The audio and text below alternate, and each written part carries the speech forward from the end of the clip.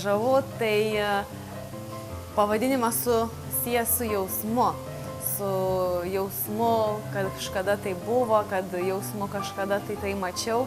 Tai mes tai lygiai taip pat su šitą pavadinimą siejame su 2011 metų jau Alytui puikiai reprezentavusiu Alytaus oranžiniu choru, kuris pasirodė puikiai ir laimėjo 2. vietą chorų karuose. Tai šiais metais mūsų ketinimai yra patys geriausi, patys aukščiausi. Laimėjimai norėtųsi, kad pasikartotų. Puikiai choro komanda.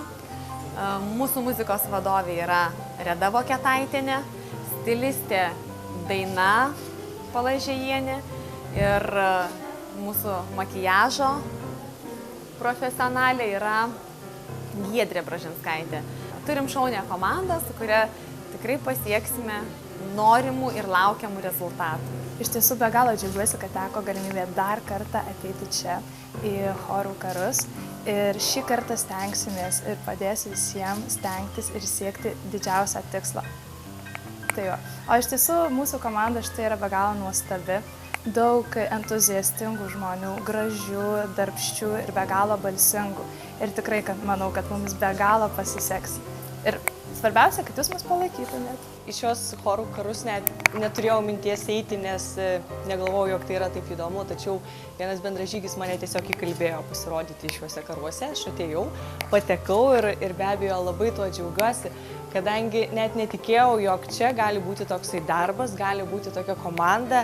Šiems choro karams ruošiamės labai aktyviai, ne tik dainomis, ne tik šokiais, kurie yra labai judrus ir reikalauja atiduoti daug savo jėgų, tačiau mes labai puikiai kūrėme savo įvaizdį. Puikiai turime nuostabią fotosesiją, per kurią norime perteikti visas savo emocijas. Pasirodyti, kokie mes esame žavūs, gražūs, nes vis dėlto šis Alytaus choras pasirodo 2. kartą ir mes tai akcentuojame, kaip lyg tai būtų dežavu, tačiau mes sieksime, jog tai nebūtų dežavu, o jog mes pasiektume 1. vietą, o ne 2. kaip oranžinis. Šį sezoną mūsų siekiai yra patys aukščiausi. Mes sieksime finalo ir be abejo sieksime nugalėti.